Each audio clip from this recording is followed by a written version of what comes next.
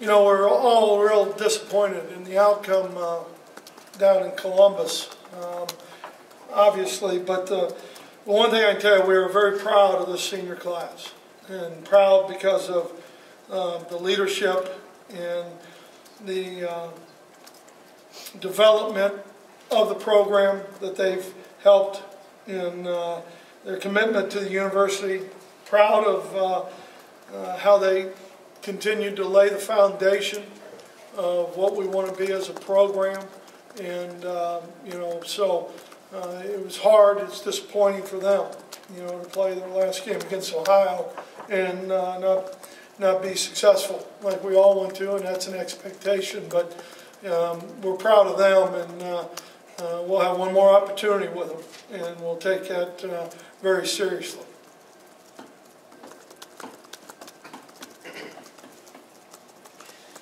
As you looked at that, the second half in particular, outside of the turnovers, which is obvious, what did you see that, in looking at the film, that could have been done differently? Well, I think a lot of it, number one, short yardage things. That, we kind of prided ourselves on being good in short yardage, and we tried four different schemes. Ran the ISO, ran the power, ran the quarterback read play.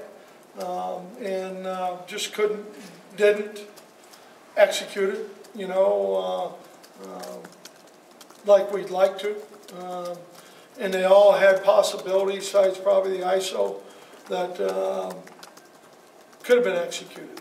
But that was disappointing. You get 21 plays in the second half. That's hard when you want to get in a rhythm, and turnovers are part of it. We've talked about turnovers throughout the year, and you turn the ball over 4 times, you're not going to win many football games. At the same time, I thought, from a defensive perspective, we'd loved to have been a little better versus the run, in there, especially with Hyde. Braxton, is going to get his share to some degree, but the defense stood up when it had to. Like to have on the last drive, got the ball back one more time. We went in at halftime and it was 21-10, and from a defensive 21-20 perspective, if they don't score, they can't win. Well, we got to keep them from scoring. Brady, was Denard limited at all physically in that game? Did that affect the way you guys called any plays? Not really. I mean, he can throw the ball, but he can't throw it the way in the confidence that he'd like to throw the ball with. So that was one reason we weren't going to, put him out there in a situation where he's not throwing as well as he knows he would like to. That would be unfair. But no, he was okay.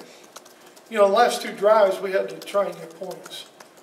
So keeping Devin in the game and throwing the ball a little bit, and unfortunately we throw the pick, but that's football.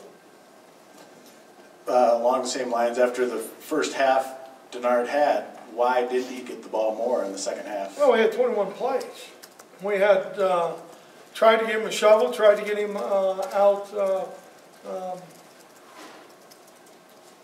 Trying to think the other situation there was. It just didn't present itself. And then the 4th and 2, 4th and 3, which is the same play that he had a nice run earlier in the football game. Not to, for about 7 or 8, we don't block it right. Brady, you had mentioned on Saturday that the guys that Devin and Denard only had, a week or 10 days to practice together on the field at the same time. We saw a lot of it at Iowa, and someone counted and said that it was about twice as much or 3 times as much we saw them together against Iowa versus Ohio State.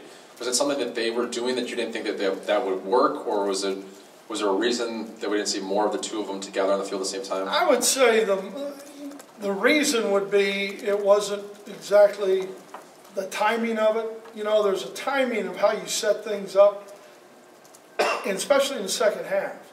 We turn the ball over 3 times. So offensively, you're a little bit out of your realm and your just your mojo, if you want to call it that, and so trying to do something that maybe wouldn't be as successful, you know, we just didn't feel like it.